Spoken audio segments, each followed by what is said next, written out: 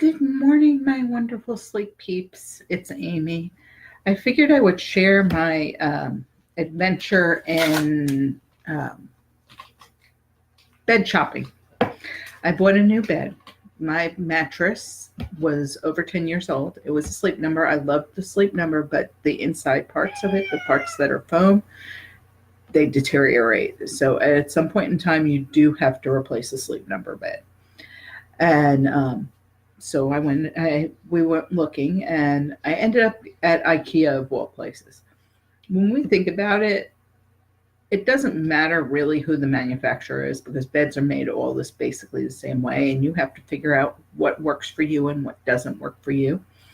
But you also want to look for something that has a return policy that gives you time to return it if you don't like it. So I ended up at IKEA because they were having a 20% off sale, and I like to save money. And they had what was called a hybrid bed.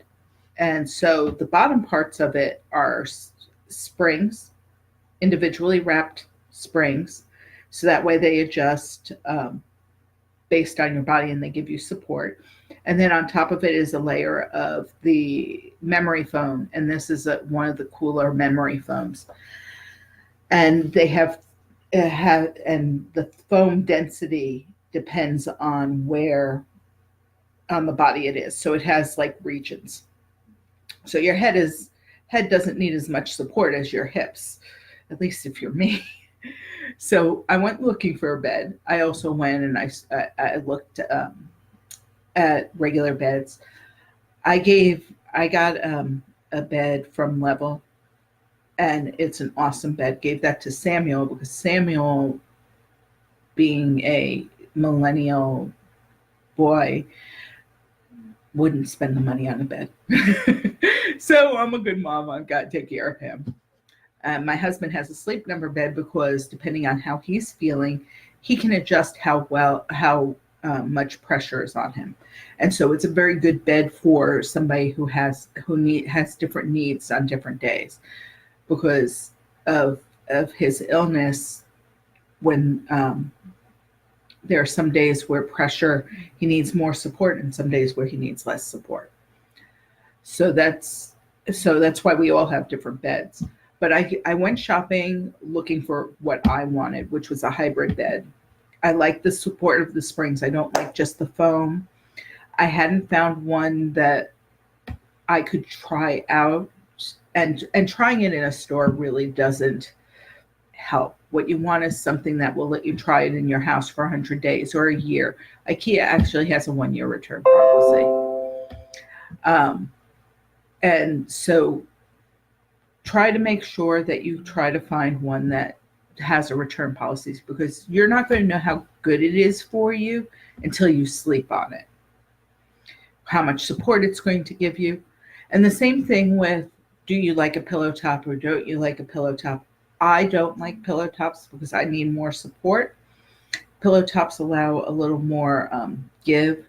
So if you happen to like that, then a pillow top's great for you. Do you like it? Like I like a firm mattress. I don't like extra firm. I think it's too hard. But a firm mattress works for me. If you have problems where you touch something and you have pain from that, you might not want a firm. You might want a medium firm. What you don't want is a soft mattress. You don't want something that's going to give whenever you lay on it. You don't want to be sleeping in your friend's guest room type of mattress.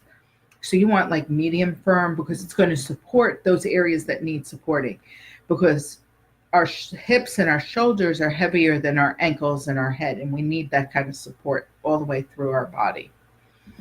So think about that. And now that they deliver them all rolled up. They're vacuum sealed. They're like this big when they deliver them. Or actually, this one was a little bit bigger because it's got the coils. But even with the coils compressed, it wasn't